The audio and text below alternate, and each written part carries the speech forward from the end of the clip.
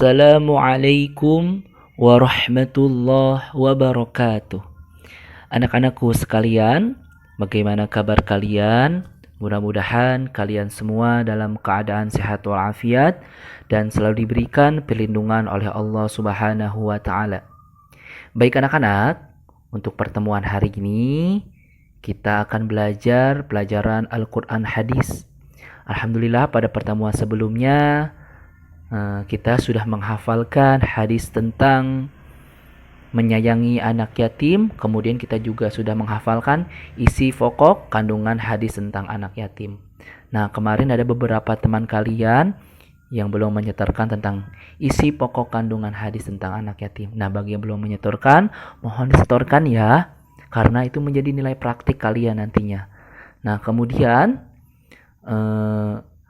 untuk pertemuan hari ini kita akan mempelajari kembali materi tentang isi kandungan hadis tentang menyayangi anak yatim.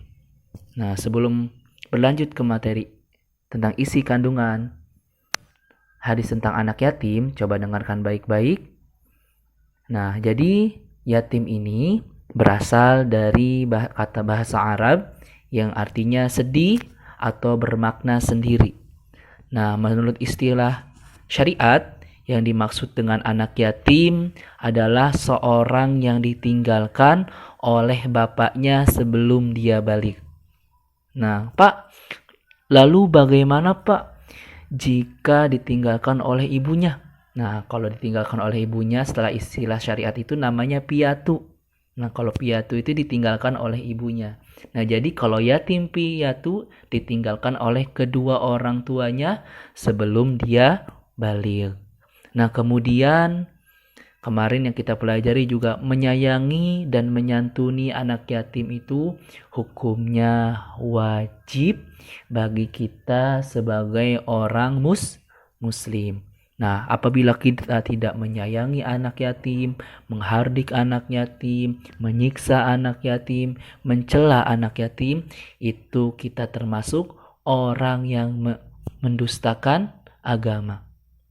Yang sebagaimana dijelaskan dalam surah Al-Ma'un, apabila kita menghardik anak yatim, maka kita termasuk orang-orang yang mendustakan agama. Maka sayangilah dan cintailah anak yatim.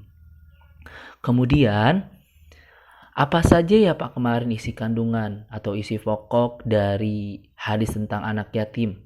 Nah, yang pertama isi kandungannya itu terhadap anak yatim kita harus bersikap baik dan penuh kasih sayang. Kemudian yang kedua, orang yang mengasuh anak yatim hendaklah memberikan hak-haknya. Itulah isi kandungannya. Kemudian yang ketiga, apa isi kandungannya? Yang ketiga isi kandungan tentang hadis anak yatim itu ialah tidak boleh memakan harta anak yatim.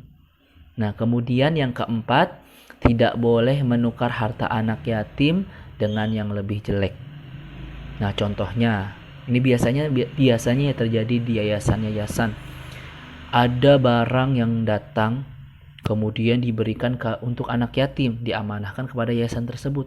Nah, kemudian kita ngasihnya padahal barang tersebut barang yang bagus. Ditukar deh sama yayasan tersebut dengan barang yang jelek. Nah, seperti itu tidak boleh. Dilarang oleh agama ketika kita menukarkan harta anak yatim dengan harta yang lebih jelek. Nah, kemudian yang kelima, harta anak yatim harus diserahkan setelah mereka balik. Nah, jadi setelah mereka balik nih, kemudian dia bisa tanggung jawab dengan kehidupannya, bisa menjaga hartanya, maka alangkah baiknya harta anak yatim itu diserahkan kepada mereka yang sudah balik dan bisa bertanggung jawab. Bukan hanya balik ya, tapi dan bertanggung jawab. Nah, kemudian yang keenam ini yaitu isi kandungan tentang hadis menyayangi anak yatim itu, anak yatim yang tidak memiliki harta wajib mengurusnya karena Allah Subhanahu wa taala. Nah, jadi anak yatim yang tidak memiliki harta sama sekali, maka kita wajib mengurusinya, mengharap ridho Allah Subhanahu wa taala. Nah, alhamdulillah untuk pertemuan hari ini kita sudah mengulangi kembali tentang isi kandungan hadis menyayangi anak yatim. Nah, untuk tugas kalian pada hari ini silahkan kalian mengerjakan halaman 52 dan halaman 53. Nah, kalian kerjakan bagian A pilihan ganda nomor 1 sampai dengan nomor 10. Kemudian juga kalian kerjakan bagian B nomor 1 sampai dengan nomor 5. Ketika sudah kalian kerjakan, langsung difotokan, dikirimkan ke Bapak hari ini. Sekian dari Bapak, kurang lebihnya mohon maaf. Pesan Bapak untuk kalian, jangan lupa berdoa sebelum melakukan aktivitas, terutama sebelum belajar, supaya kalian diberikan kemudahan dan ilmu yang bermanfaat. Wassalamualaikum warahmatullahi wabarakatuh.